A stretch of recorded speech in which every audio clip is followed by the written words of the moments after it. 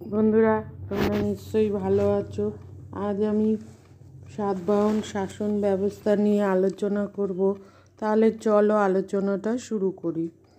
সাতবাহন রাজাদের শিলাপট ও এই যুগের বৌদ্ধ গ্রন্থগুলি থেকে সাতবাহন শাসন ব্যবস্থা সম্পর্কে কিছু জানা যায়। সাতবাহন শাসন ব্যবস্থা চন্দ্রগুপ্ত মৌর্যের ধর্মনিরপেক্ষ সামরিক রাষ্ট্রের মতো জটিল বা অশোকের বৌদ্ধ নীতি দ্বারা শাসিত রাষ্ট্রের মতো উদারপন্থী ছিল না। সাতবাহন শাসন ধর্মশাস্ত্রের বিধি অনুসারে শাসিত হতো, সুতরাং এই রাষ্ট্রের আইনকানুনে জটিলতা ছিল না। সাতবাহন রাজারা বংশানুক্রমিকভাবে শাসন করতেন, যদিও তারা বহু বিবাহ করতেন এবং রাজাদের নামে মাতৃতান্ত্রিক প্রভাব দেখা যায়। তথাপি সিংহাসন নিয়ে কোনো ভ্রাতৃবিরোধের কথা জানা যায় না। সাতবাহন রাজারা মাতৃতান্ত্রিক এবং নামের সঙ্গে মাতার নাম ধারণ করলেও পিতার মৃত্যুর পর বংশানুক্রমিকভাবে সিংহাসনে বসতেন।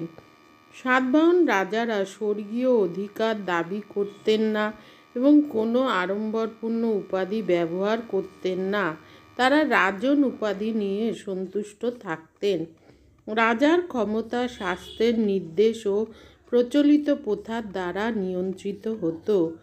রাজার প্রধান কর্তব্য ছিল দেশ রক্ষার ব্যবস্থা, বৈদেশিক আক্রমণ প্রতিহত করা। তিনি বর্ণাশ্রম ধর্মকে রক্ষা এবং ন্যায় প্রতিষ্ঠার জন্য প্রতিশ্রুতিবদ্ধ ছিলেন। রাজাকে শাসন কার্যে রাজপুত্র বা কুমারগণ সাহায্য করতেন। প্রদেশের শাসন অনেক ক্ষেত্রে কুমারদের হাতে দেয়া হতো। সামন্ত শ্রেণীও রাজকার্যে অংশ নিত। সর্বোচ্চ সামন্তরা রাজা উপাধি নিত। কখনো কখনো এরা নিজ নামে মুদ্রা প্রচার করত। ডক্টর গোপাল আচারিয়ার মতে রাজা উপাধিধারী সামন্তরা স্বায়ত্তশাসনের অধিকার ভোগ করত। এরপর পদমর্যাদা অনুসারে মহারথী, মহাভোজ নামে দু ধরনের সামন্তের কথা জানা যায়। ডক্টর আচারিয়ার মতে মহাভোজরা পদমর্যাদায় মহারথীদের অপেক্ষা শ্রেষ্ঠ ছিল। এই দুই শ্রেণীর সামন্তরা বংশানুক্রমিকভাবে ক্ষমতা ভোগ করত। ভোজকরা ছিল প্রাচীন গোষ্ঠী। তাদের মধ্যে কেহ কেউ উচ্চপদ পেয়ে মহাভোজ উপাধি পায় বলে মনে করা হয়। মহারথীরা যে সকল ভূমি পট্টলি দান করেন তা নিজ অধিকারে দেন। তাতে রাজার সম্মতি বা আদেশের উল্লেখ না থাকায় পণ্ডিতেরা বলেন যে মহারথীরা স্বায়ত্তশাসন ভোগ করতেন। গৌতমীপুত্র সাতকর্ণীর আমল থেকে সাতবাহন সাম্রাজ্যের পরিধি বাড়লেও শাসন কার্যের ভার বেড়ে যায়। এই ভার বইবার জন্য নতুন কর্মচারীর পদ সৃষ্টি করা হয়। এদের নাম ছিল মহাসেনাপতি ও মহাতলবার। মহাসেনাপতি দলিলপত্রের দায়িত্ব বহিত এবং জনপদের শাসন পরিচালনা করত। ডক্টর নীলকণ্ঠ শাস্ত্রী বলেন যে সীমান্তবর্তী প্রদেশগুলির শাসন তাদের হাতে দেয়া হতো। রাজবংশের সঙ্গে বিবাহ বন্ধনে আবদ্ধ করে এ সকল কর্মচারীদের অনুগত রাখার ব্যবস্থা করা হতো। কৃষ্ণা উপত্যকায় মহাতলবার নামে কর্মচারীর নাম পাওয়া যায়। এই অর্ধ সামন্ত কর্মচারীরা রাজাকে দরকার হলে সেনাদল দিয়ে সাহায্য করত। যাই হোক, এই সামরিক শাসনকর্তারা স্বায়ত্তশাসনের অধিকার ভোগ করতেন। এমনকি তারা নিজ নামে মুদ্রা পর্যন্ত চালাতেন।